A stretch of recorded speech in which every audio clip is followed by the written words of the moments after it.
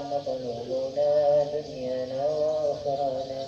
يا رحمن يا رحيم يا مالك يا قدوس يا سلام يا مؤمن يا مهيمن يا عزيز يا جبار متكبر يا خالق يا باري يا مصور يا غفور يا قهار يا وهاب.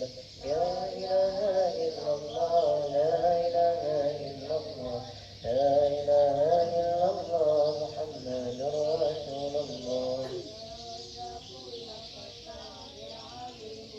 قدير يا باسط يا خفيف يا رفيع يا معيد يا مذل يا سميع يا بصير يا حكم يا عدل يا لطيف يا خبير يا حليم يا عظيم يا غفور يا شكور يا عليم يا كبير يا حفيظ يا مفيد يا حسيب يا جليل يا كريم يا راكب يا مجيب يا واسع يا حكيم يا ودود يا مجيد. لا إله إلا الله لا إله إلا الله لا إله إلا الله محمد رسول الله. يا باعث يا شهيد يا حق يا وكيل يا قوي يا متين يا ولي يا حميد يا محصي يا مبدئ يا معيد يا محيي يا مميت يا حي يا قيوم يا وجيد يا مجيد يا وحيد يا أحد يا صمد يا قادر يا مقتدر يا مقدم يا مؤخر يا أول يا آخر يا ظاهر يا باطن يا ولي متعالي يا بر يا تواب. لا إله إلا الله محمد رسول الله. يا منتقي يا عفو يا رؤوف يا مليك ملك الملك ذا الجلال والإكرام يا مقسط يا جميع يا غني يا مبدي يا منيع يا بر يا نافع يا نور يا هادي يا بديع يا باقي يا وارث يا رشيد يا صبور عجز الجبروه. لا إله إلا الله لا إله إلا الله لا إله إلا الله محمد رسول الله.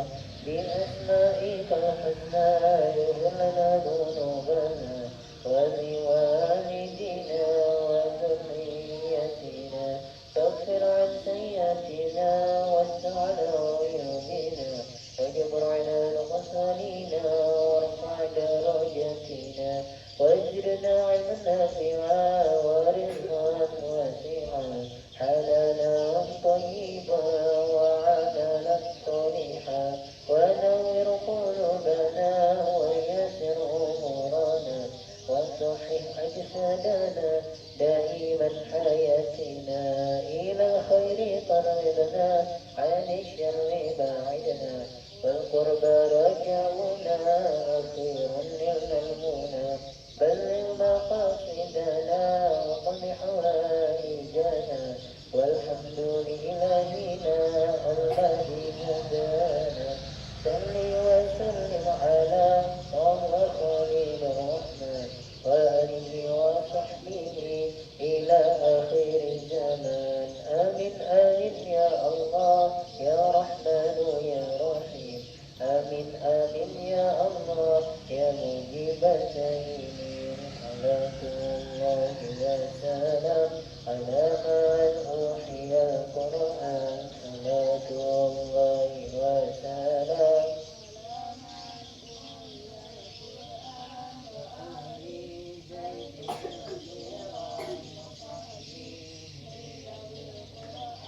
وأهل بيته الكرام وصحبه ذوي القرآن dengarkan kata Nabi perintahnya kita turuti sebaik-baik seorang ahli belajar mengajar kitab suci. Jika Anda akan membaca ayat Quran kapan saja.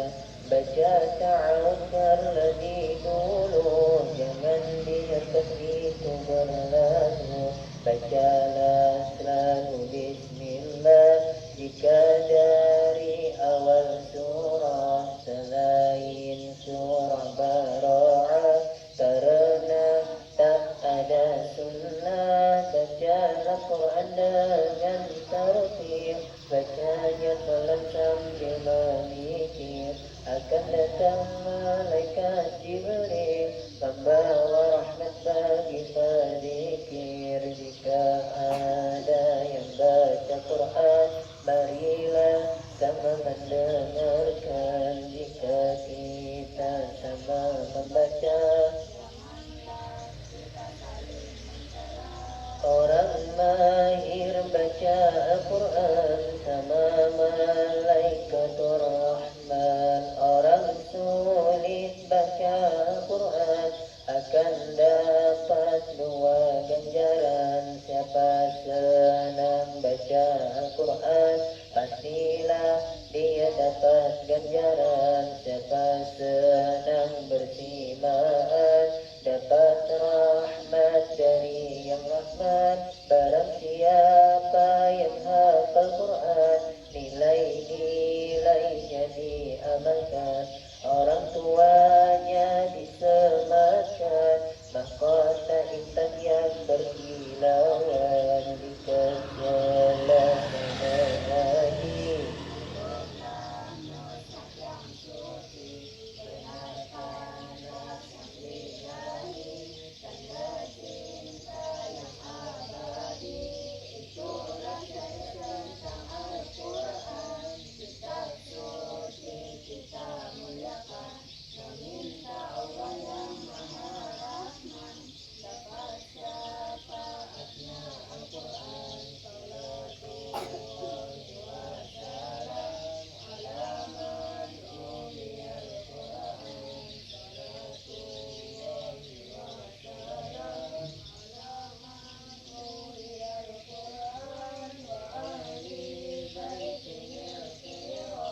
وصحبه للقرآن وأهل بيته الكرام.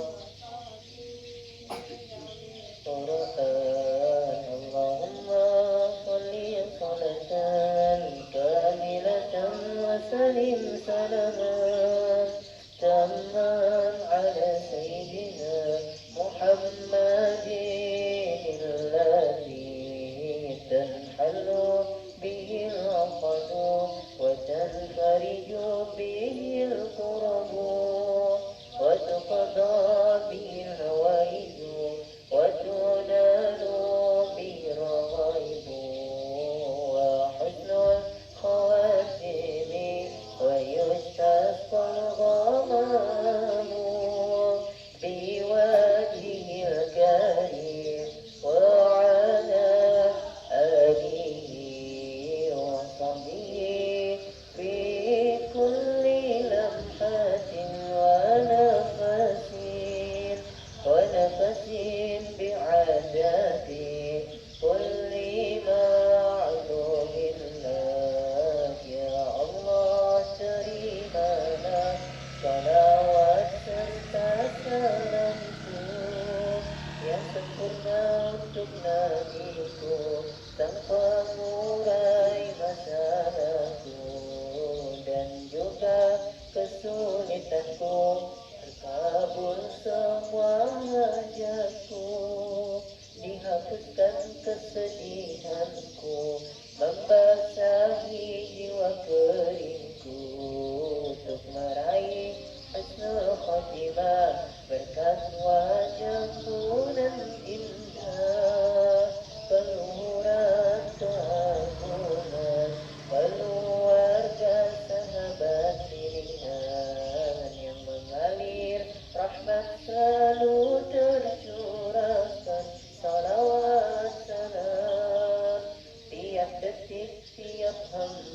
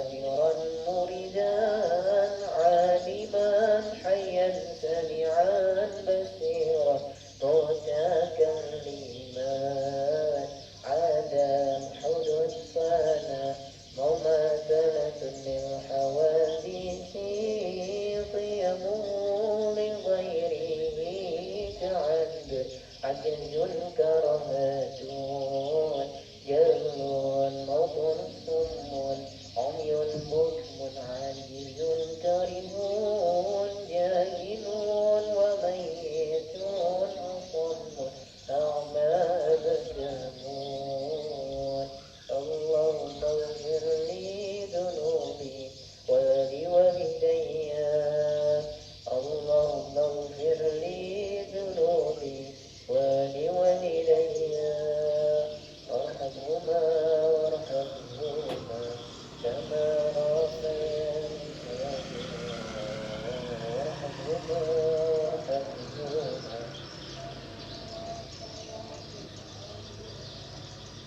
بسم الله الرحمن الرحيم الإثباتان الحقان الغازين في صدد تضعيفين فقصفنا من الوهاب الإثباتان الحقان الغازين في صدد تضعيفين فقصفنا من الوهاب الإثباتات جمحا خالد وزيت شمس صدد وضع ضرين فقصصنا من ووها بسم الله الرحمن الرحيم أبت فجح قال لرز فشقا وقضى وفقا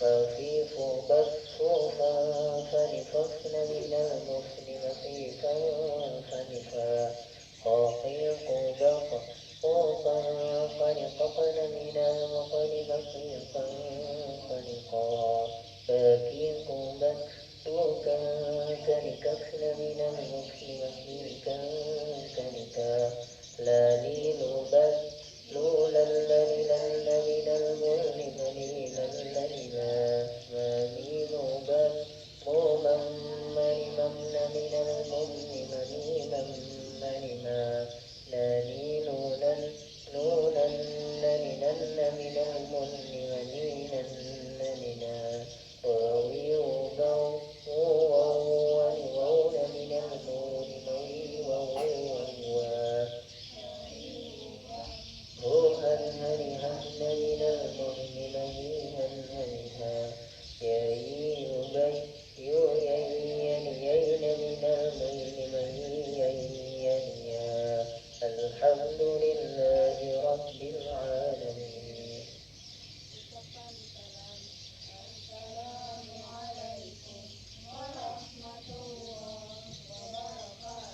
وعليكم السلام ورحمة الله wabarakatuh. Mau'izatun hasanah, nasihat yang baik sedikit atau sebentar sebelum kita baca Quran. Al-mar'u ma'a man ahab, yang artinya orang yang mencintai orang lain maka dia akan berkumpul dengan orang yang dicintainya. Sebagaimana misal kita mencintai orang tua kita mencintai Allah, kita mencintai malaikat, kita mencintai Nabi, maka kita akan berkumpul dengan mereka. Asal dengan syarat apabila kita mencintai maka kita harus mengikuti sesuatu yang baik terhadap apa yang dilakukan oleh orang-orang yang kita cintai. Di antaranya di dunia ini orang-orang yang kita cintai mungkin yaitu orang tua kita, guru-guru kita, sahabat kita, teman-teman kita. Maka bila kalian mencintai satu sama lain, dikatakan mencintai apabila kalian saling menasihati dalam kebaikan, kebenaran, dan kesabaran. Misalnya ada yang salah ditegur. Contoh orang yang tidak benar cintanya yaitu ketika ada teman yang salah, maka dia membiarkan, bahkan dia mengikuti kesalahan tersebut. Nah, oleh karena itu di sini abang menegur kalian semua untuk selalu memperbaharui niat dalam menuntut ilmu ini dengan baik dan mengembangkan atau meningkatkan diri kalian menjadi pribadi yang lebih baik lagi, berakhlak yang baik, berakhlak yang mulia. Di antaranya ketika sudah masuk ke tempat ini dalam rangka belajar, maka jangan lagi kalian menyibukkan diri dengan sesuatu yang mengurangi keberkahan di tempat ini. Di antaranya ketika berdoa bermain-main, kemudian datang terlambat sehingga tidak mengikuti baca doa dari awal. Berikutnya abangnya berbicara, dia juga ikut berbicara. Itu mengurangi keberkahan kita untuk belajar pada malam hari ini dan seterusnya jika kita tetap seperti itu. Oleh karena itu abang menegur supaya perbaiki semua itu perlahan. Karena jika kalian tidak memperbaiki akan ada teguran-teguran yang tentunya kalian tidak akan ingin mendengarnya. Di antaranya tegurannya mungkin tegur dengan dimarahi, atau bila sudah bosan memarahi maka kalian diharap untuk mengaji di rumah, itu sementara karena mumpung ada yang mau mengajarkan, manfaatkan waktu ini dengan baik. Jika kalian terus menerus seperti itu, maka guru manapun tentu tidak akan tahan didik kalian seperti itu, karena ini akan menyangkut orang banyak. Andaikan yang menanggung itu gurunya sendiri tentu tidak apa-apa, tapi kalian mengetahui di bawah dan sekitar kalian, di dekat kalian ada orang lain yang juga melakukan kegiatan sebagaimana orang pada umumnya. Oleh karena itu ini bukan hanya tentang kegiatan kita, tapi tentang kegiatan orang banyak. Jadi jaga perasaan orang banyak, perbaiki itu mulai dari bermain tadi, waktu dan tempatnya diatur, sikapnya diatur, keterlambatan itu juga diatur. Abang itu bila sudah jam 6 pasti sudah masuk ke atas ini baca doa. Nah, usahakan bila kalian mengisi di sini datanglah satu waktu, atau patokannya seperti ini: orang maghrib berjamaah di musola, di langgar atau di masjid. Setelah itu 15 menitnya maka kalian siap-siap berangkat, karena biasanya orang sholat itu kurang lebih 15 menit sudah hampir selesai.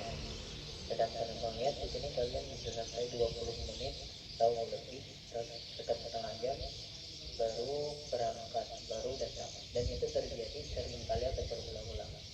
Itu ditobati, diperbaiki. Apabila besok hari dan besok lagi atau lusa ada sebuah pengumuman, misalnya diliburkan, sedangkan pengumuman pertamanya kegiatannya berjalan seperti biasa, lalu ada perubahan, berarti jadikan itu nasihat untuk kalian masing-masing. Oh, berarti harus banyak-banyak beristighfar untuk pekan yang akan datang. Jadi bila ada pengumuman libur tanpa ada alasan atau apapun, maka jadikan itu nasihat untuk diri kita sendiri. Harus bermuhasabah. Bermuhasabah itu artinya kita merenungi apa salah kita. Bila kita ditegur ternyata tidak masuk, maka nikmatilah kegelapan yang akan menaungi kita. Kegelapan itu diantaranya ada setan. Jika kalian senang, jalanilah. Bila kalian tidak senang, maka perbanyaklah istighfar. Karena tidak semua manusia harus mendidik orang lain itu dengan memarahi. Mungkin kadang perlu adanya batasan tertentu atau jarak waktu tertentu untuk menyadarkan orang tersebut supaya mau berubah. Karena kita juga manusia biasa yang memiliki kekurangan, kelemahan, baik secara jasmani atau rohani. Jasmani itu tubuh merasa lelah, rohani perasaan terasa kenapa yang kita bawa pelajaran. Nah, itu harus kelakuannya karena mau berubah. Nah, liburkan dulu pengajian, tahu buahnya mereka sakit hatinya yang belajar. Bilang buahnya diliburkan sesantai aja dulu, ya biar dulu. Yang penting kita mengajar sesuai dengan keikhlasan hati. Bila yang belajarnya kita ikhlas, hatinya percuma ya. Di antaranya juga kita sudah pada memikirkan tentang kalian harus bayar berapa, ada dia sama-sama ikhlas meluangkan waktu. Tapi bila keikhlasan kita ini diganggu dengan perilaku atau perbuatan kalian yang tidak diubah-ubah seperti itu, ya kasihan mengajar kalian. Mungkin kalian harus mencari guru yang lebih baik lagi, kira-kira lebih menyayangi kalian. Kalau abang jujur aja, tidak memandang kalian itu laki-laki atau perempuan, tidak memandang jumlah kalian satu atau dua yang hadir di sini. bilanya memang hadir mau mengaji kita ajarkan. Tapi bila orang yang mengaji banyak 20, 30 bahkan sampai 100 misalnya, panderan aja pada fokus, datangnya terlambat, tapi datangnya terlambat misalnya, datang orang tuanya mengantar, datang orang tuanya mengizinkan mengaji. Bila tidak sesuai dengan harapan orang tuanya kan percuma. Jujur ya, abang menegur bukan karena membenci diri kalian, melainkan tidak menyesal perbuatan. Kalau kalian itu tetap ada di hati abang, tetap ada di hatinya sebagai anting-anting yang sudah dianggap kayak anting kandung selama dibanggakan, dicintai. Sekalipun kita sudah suatu saat nanti berpisah karena umur, karena tempat, waktu, pekerjaan, kalian sudah dewasa, silahkan pergi sejauh mungkin kemana-mana. Tapi bila kalian mencintai orang-orang yang baik selama kalian hidup, maka jangan lupakan orang tersebut. Sekalipun dalam keadaan mereka kita dengan cara apa? Yaitu mengingatnya dan membawa namanya selalu di dalam doa. Abang itu selalu cerita, ya Allah, mudah-mudahan yang kita bawa pelajaran bersama ini orang-orangnya itu semua yang muliakan, dan kita berikan kebahagiaan dan keluarganya selalu di dunia dan di akhirat, dan berikan pula keberkahan kepada ulun yang alhamdulillah dan mudahan dalam meluangkan waktu menemani mereka. Dalam buat biasa itu dengan siapapun, dengan guru kalian di sekolah dan dimanapun, maka insya Allah suatu saat kalian akan merasakan kenikmatan yang tidak dirasakan oleh orang-orang yang malas menuntut ilmu. Abang ini mengajar di sini bukan karena kehebatan diri sendiri, melainkan juga karena doa guru-guru abang yang mencintai abang hingga sampai saat ini. Ya, tidak mungkin kita sebutkan satu persatu guru, namun namanya dirinya selalu tertanam di dalam hati saya yang paling dalam. Nah, oleh karena itu jadikanlah segala teguran dengan segala macam bentuknya itu, baik secara nasihat yang halus, yang tegas, yang kasar mungkin, yang menakutkan, itu sebagai introspeksi atau muhasabah atau renungan untuk diri kita masing-masing. Bersyukurlah teguran itu tidak langsung disampaikan ke orang tua kalian. Mungkin tidak disampaikan secara langsung, orang tua kalian akan malu, bahkan meminta maaf. Maaf Ustazlah, anak dulu caranya kayak itu, minta sama. Banyak guru-guru yang tidak bisa menahan emosi atau perasaan sampaikan. Begitu saya mama banyak anak dia nih,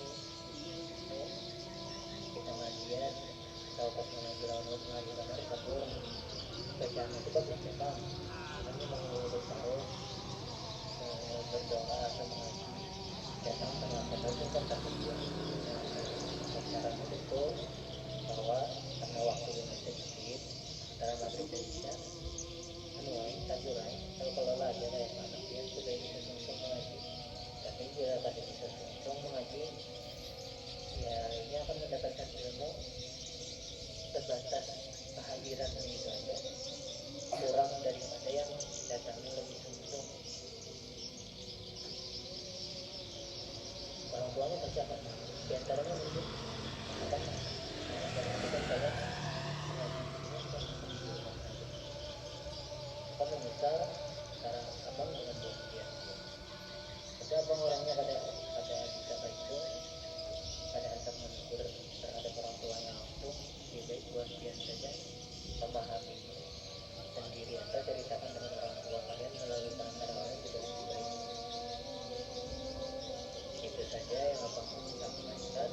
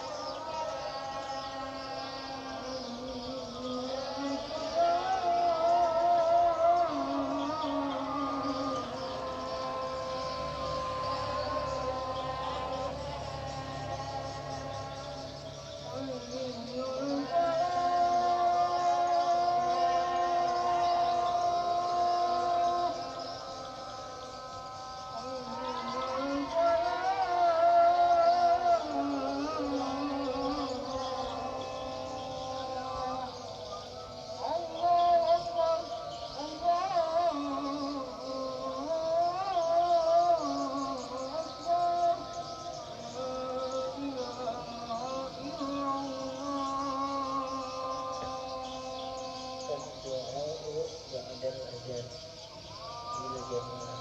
بسم الله الرحمن الرحيم.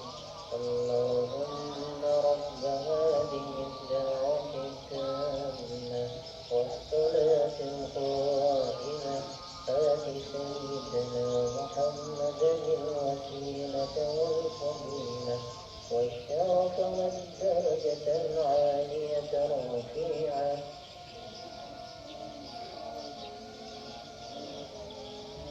وعدت إنك لا تخلف الميعاد. أعوذ بالله من الشيطان الرجيم. بسم الله الرحمن الرحيم. وإذا قيل لهم اتبعوا ما أنزل الله قالوا بل نتبع ما ألقينا عليه آباءنا أولو كان آباؤهم لا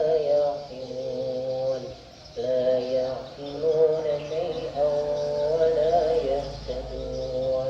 ومثل الذين كفروا كمثل الذي ينعق بما لا يسمع إلا دعاء ونداء صم بكم عمي فهم لا يعقلون. يا أيها الذين آمنوا كلوا من طيبات ما رزقناكم واشكروا لله إن كنتم إياه تعبدون. إنما حرم عليكم الميتة والدم ولحم الخنزير وما أهل به لغير الله فمن اضطر غير باغ ولا عاد فلا إثم عليه إن الله غفور رحيم. إن الذين يكتمون ما أنزل الله من الكتاب ويشترون به ثمنا قليلا أولئك ما يأكلون في بطونهم إلا النار ولا يكلمهم الله يوم القيامة ولا يزكيهم ولهم عذاب أليم. أولئك الذين اشتروا الضلالة بالهدى والعذاب بالمغفرة فما أكبرهم على النار ذلك بأن الله نزل الكتاب بالحق وإن الذين اختلفوا في الكتاب لفي شقاق بعيد. ليس البر أن تولوا وجوهكم قبل المشرق والمغرب ولكن البر من آمن بالله واليوم الآخر والملائكة والكتاب والنبيين وآتى المال على حبه ذوي القربى واليتامى والمساكين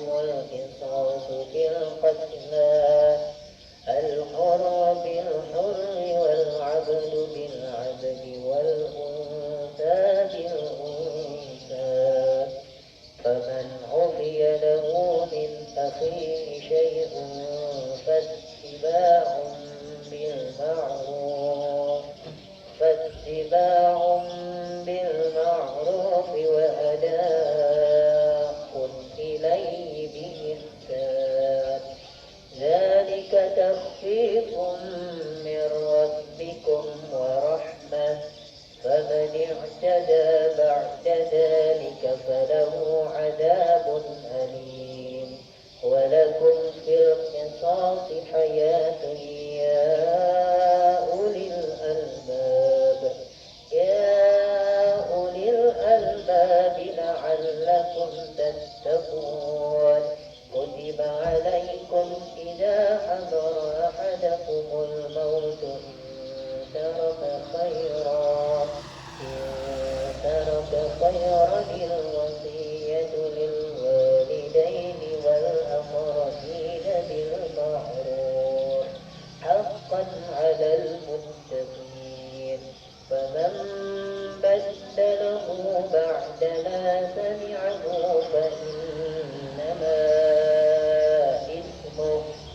فإنما إثمه على الذين يبدلونه إن الله سميع عليم فمن خاف من موص جنفا أو إثما فأصلح بينهم فلا إثم عليه إن الله غفور رحيم يا أيها الذين آمنوا كتب عليكم الصيام كما كتب على الذين من قبلكم لعلكم تتقون أياما معدودات فمن كان منكم مريضا أو على سفر فعدة من أيام أخر وعلى الذين يطيقونه فدية طعام مسكين فمن تطوع خيرا فهو خير له وأن تصوموا خير لكم إن كنتم تعلمون شهر رمضان الذي أنزل فيه القرآن هدى للناس وبينات من الهدى والفرقان فمن شهد منكم الشهر فليصم ومن كان مريضا أو على سفر فعدة من أيام أخر يريد الله بكم اليسر ولا يريد بكم العسر ولتكملوا العدة ولتكبروا الله على ما هداكم ولعلكم تشكرون وإذا سألك عبادي عني فإني قريب أجيب دعوة الداع إذا دعاني فليستجيبوني وليؤمنوا بي لعلهم يرشدون صدق الله العظيم. Buku pintar tilawati materi ke-26, 27, 28 baca sama sama. Baik, dari salah. Bismillahirrahmanirrahim. Apa yang dimaksud ilmu bilang? Apa yang dimaksud ilmu bilang? Apa yang dimaksud izharaki? Dan sukun ada tanwin bertemu huruf halqi. Hamzah ha kha ain bain jelas bacanya. Fa in khiftum Qur'anan Arabiyyan an'amta sahirin alimin. Apa yang dimaksud idgham bi gunnah dan sukun bertemu huruf khafiyatun min wa takaddamu tiga harokat min waraihi mawaddatan wa rahmatan liman yakhsha liqaumin ya'lamuna. Apa yang dimaksud idgham bila guna nun sukun ada tanwin bertemu huruf lam takkan tanpa dengung illam yakun la raufur rahimun alhamdulillahi rabbil alamin. Penjelasan sedikit. Idgham halqi yaitu bacaan jelas tanpa dengung. Yang dibaca jelas itu nun sukun atau tanwin. Bacaan nun sukun atau tanwin ketika dia bertemu salah satu dari 6 huruf halqi, di antaranya hamzah, ha, kha, ain, ghain. Bisa juga hamzah, ha, kha, ain, ghain. Bisa juga seperti itu, hamzah, ha, kha, ain, ghain. Kalau di sini hamzah, ha, kha, ain, ghain. Sama saja, hanya rumusnya saja yang dibalik-balik. Ketika nun sukun atau tanwin bertemu salah satu di antara huruf yang 6 tersebut, maka bacanya jelas, jangan dipanjangkan, jangan didengungkan. Kebiasaan bagi orang yang tidak belajar, bahkan orang yang belajar tapi dia lalai, tidak hafal, belajarnya tidak fokus, bacanya pasti salah. Contoh, fa in khiftum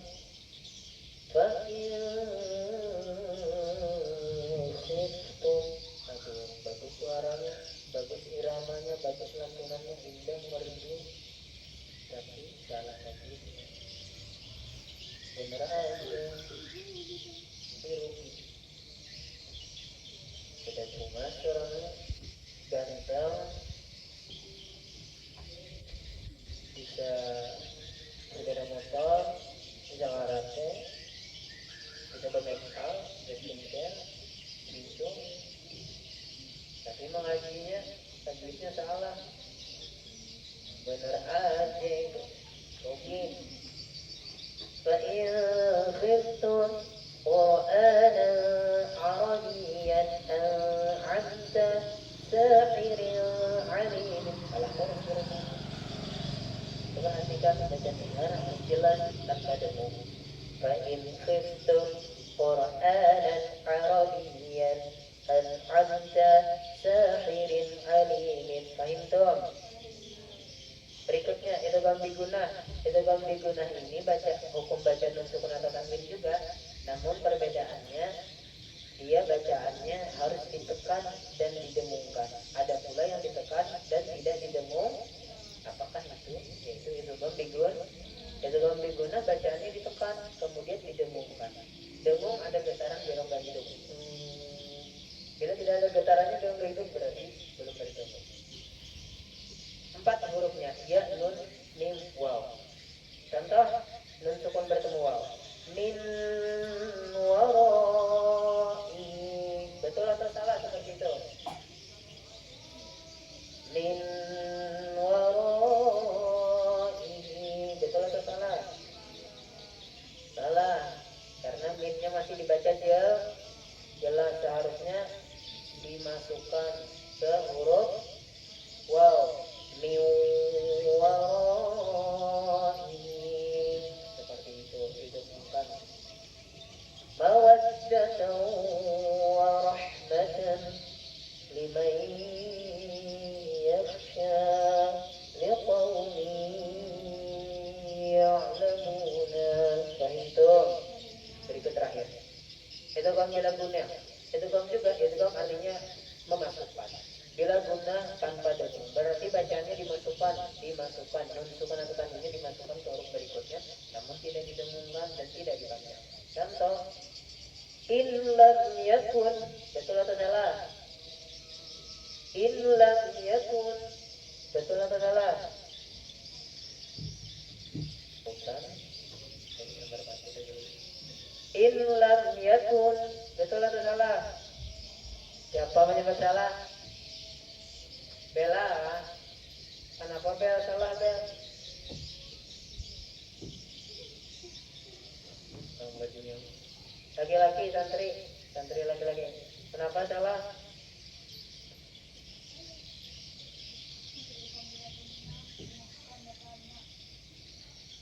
Abang tadi kenapa? Abang tadi bacaannya tidak dimasuk, kimnya masih dibaca jel, nun sukunnya masih dibaca jel, itu yang menjadi salah. Jadi bacanya harusnya illam, nun sukunnya dimasukkan ke lam. Illam yakun laraufun rahimun, laraufun rahimun, masukkan tadi.